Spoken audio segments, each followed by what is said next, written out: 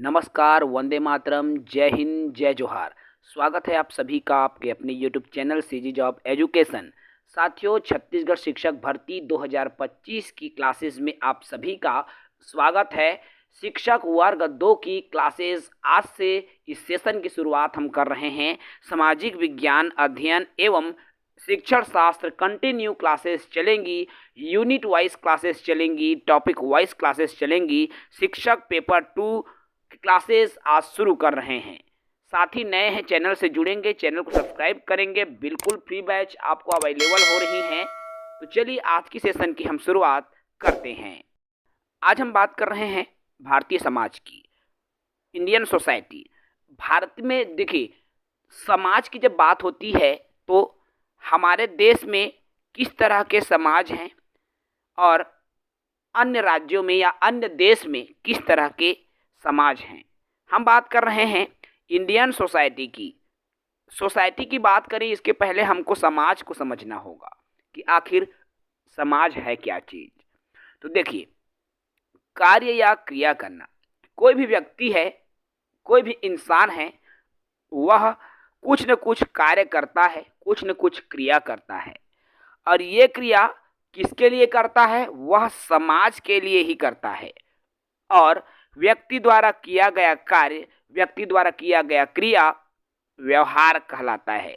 और जब यह व्यवहार समाज के लिए करता है, समाज के प्रति करता है, तो सामाजिक व्यवहार कहलाता है।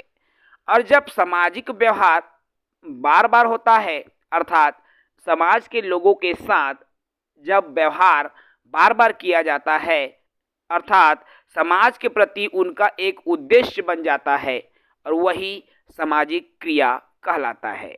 और जब समाज के लोगों के साथ आपसी अंतःक्रिया करता है, आपस में बातचीत करता है, और ये बातचीत, ये सहायक जो क्रिया है, सामाजिक क्रिया है, वह बार बार पुनरावृत्ति होती जाती है, तो यही सामाजिक संबंध बन जाता है। और जब किसी व्यक्ति के साथ, समाज के व्यक्ति के साथ यदि लंबे समय तक अंतःक्रिया होता है, लंबे समय तक जब उनके साथ सामाजिक संबंध बन जाता है, तो इसी सामाजिक संबंध के जाल को ही समाज कहा जाता है। ठीक है साथियों, समाज अर्थात समाज के लोगों के साथ आपसी अंतःक्रिया के जाल को ही समाज कहा जाता है। अर्थात बहुत सारे लोगों के साथ आपसी अंतःक्रिया, बार बार अंतःक्रिया के जो एक जाल बना लेता है, तो वही जाल क्या कहलाता है? समाज कहलाता है। और समाज किसी एक व्यक्ति से मिलकर नहीं बनता मेरे दोस्तों, समाज सैकड़ों व्यक्ति से जुड़कर बनता है। समाज बहुत सारे लोगों से मिलकर बनता है। और जब समाज लोगों से मिलता है तो स्वाभाविक सी बात है कि समाज में सामाजिक अंतःक्रिया होगा ही, और बच्चे उसी समाज में रह करके समाजीकरण के गुण सीखता है। चलिए आगे बात करेंगे हम समाज के अर्थ को। अभी हमने समाज को समझा, समाज के अर्थ की मैं बात करूं कि आखिर इस समाज का क्या अर्थ है। तो समाज लोगों का एक समूह है जो कि भौगोलिक समूह में निवास करता है। देखो, अभी मैंने कहा समाज क्या है?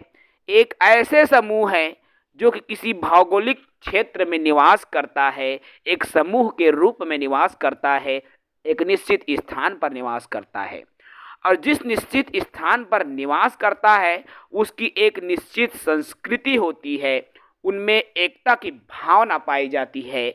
जैसे हिंदू समाज, अगर मैं बात करूं हिंदू समाज की, तो हिंदू समाज की अपनी अलग विशेषता होती है।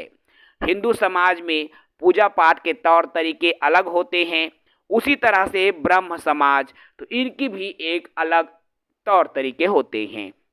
इस तरह से समाज एक निश्चित क्षेत्र में रहेगा, उनकी एक अलग संस्कृति होती है, और उनमें एकता की भावना होती है। क्लियर है भाई? आगे बात करेंगे मेरे दोस्तों। आगे आता है साथियों समाज शास्त्रीय अर्थ। देखो, अब समाज शास्त्रीय दृष्टिकोण से समाज का क्या अर्थ है।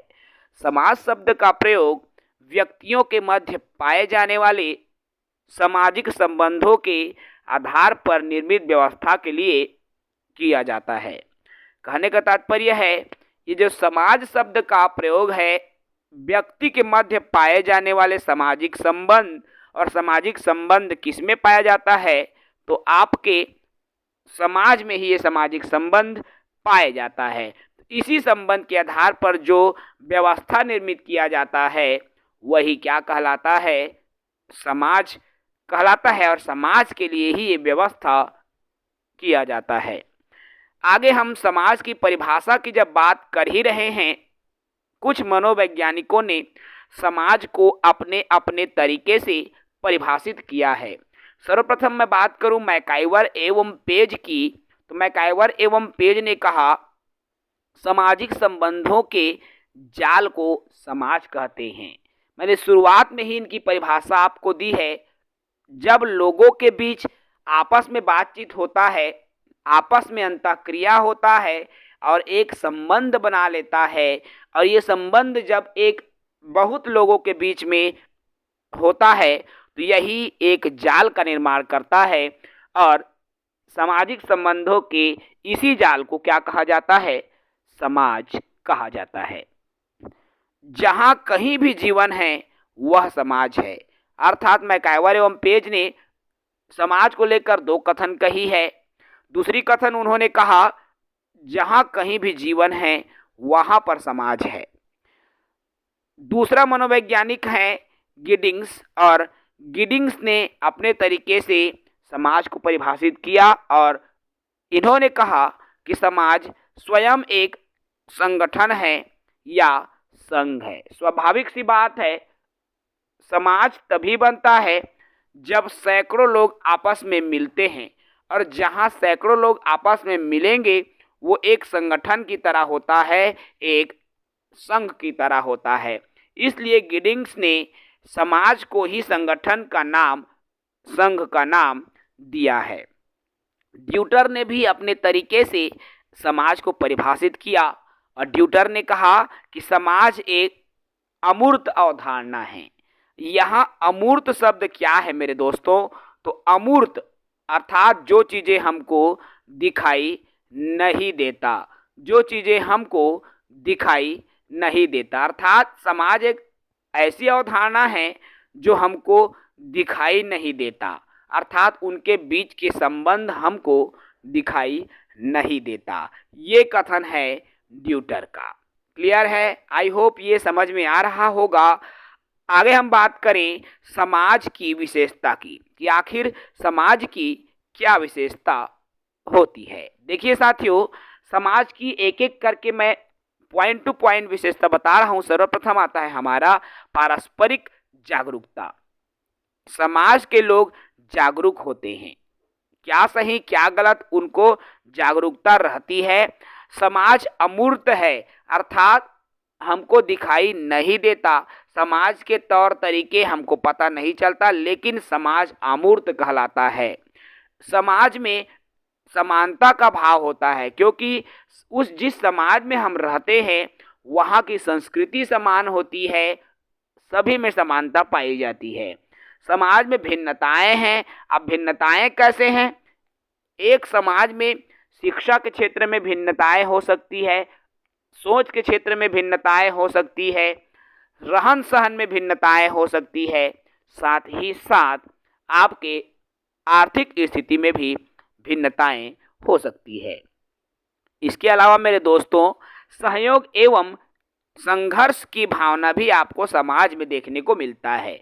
यदि आपके घर परिवार में, आपके पड़ोसी में यदि किसी की तबीयत खराब हो गई तो उस मोहल्ले के सभी लोग आ जाते हैं आपकी मदद करने, और ये अक्सर भारतीय समाज में ऐसी विशेषताएं हमको देखने को मिलती है।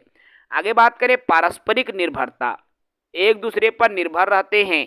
अगर मोर घर के दाल चाउर सिरा गए, मोर घर के नमक सिरा गए तो तोर घर ले मैं ले आता, तोर घर के सिरा गए तो मोर घर ले आ। इस तरह से आपसी सहमति, आपसी निर्भरता का भाव भारतीय समाज में हमको देखने को मिलता है। समाज परिवर्तनशील है। जी हाँ मेरे दोस्तों, समाज में बदलाव होता है, समाज बदलता है, समाज के रूढ़िवादी परंपरा बदलती है, समाज की रीति, समाज के नियम बदलते हैं, इसलिए समाज परिवर्तनशील होता है। समाज में आत्मनिर्भरता पाई जाती है, अर्थात हर व्यक्ति कुछ न कुछ कार्य करता है, हर व्यक्ति की एक व्यक्तिगत जिम्मेदारी होती है। इसके अलावा समाज एक निश्चित भूभाग में होता है, एक निश्चित स्थान पर होता है। ठीक है, तो ये समाज की विशेषता है जो कि अक्सर हमें भारतीय समाज के रूप में ये तमाम विशेषताएं देखने को मिलती हैं। ठीक है, ये केवल समाज की विशेषता रही। अब हम बात करें भारतीय समाज की, तो लगभग मिलता जुलता ही रहता है, कुछ ही बिंदुएं हमको डिफरेंट देखने को मिलता है।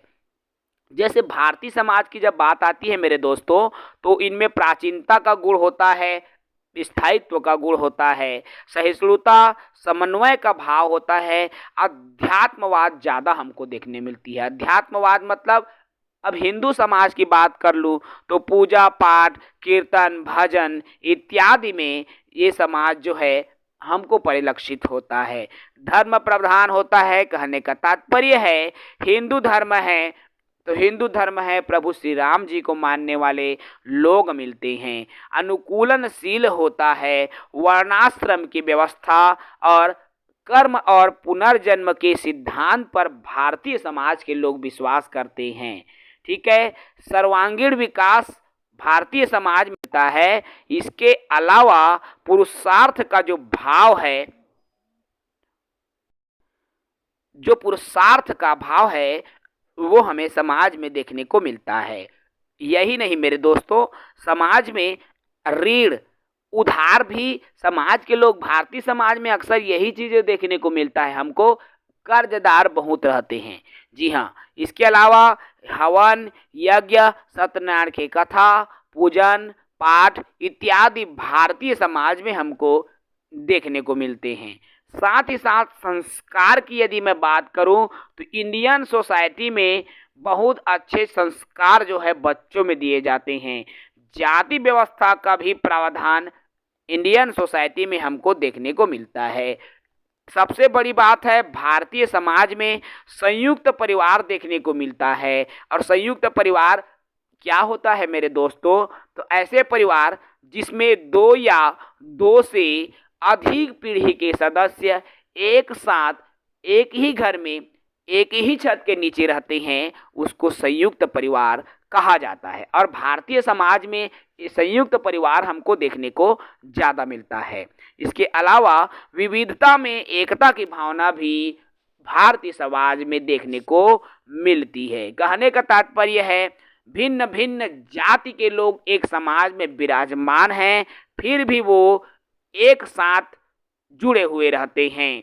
इसके अलावा अनेकता में भी एकता का भाव इंडियन सोसाइटी में, भारतीय समाज में हमको देखने को मिलता है। तो ये तो रहा साथियों समाज, समाज का अर्थ, समाज की परिभाषा, समाज की विशेषता एवं भारतीय समाज की विशेषताएं। ठीक है, तो आज की सेशन में मैं ज़्यादा बात नहीं करूँगा। कल फिर एक नई वीडियो आएगी जिसमें हम परिवार के बारे में बात करेंगे, परिवार की विशेषताओं पर बात करेंगे, विवाह के बारे में भी हम जानेंगे कि भारत में कौन कौन सी विवाह होती है और परिवार कितने प्रकार के होते हैं। तमाम बिंदुओं पर हम कल की सेशन में चर्चा करेंगे। इस वीडियो में इतना ही। विमल सर को इजाज़त दीजिए, बने रहिए हमारे साथ। कंटिन्यू रेगुलर आप सबके लिए क्लासेस बिल्कुल फ्री ऑफ कॉस्ट, निःशुल्क बैचेस आपको लिए प्रोवाइड हो रही हैं। तो चैनल से जुड़ें, चैनल को सब्सक्राइब करें। जय हिंद, वंदे मातरम।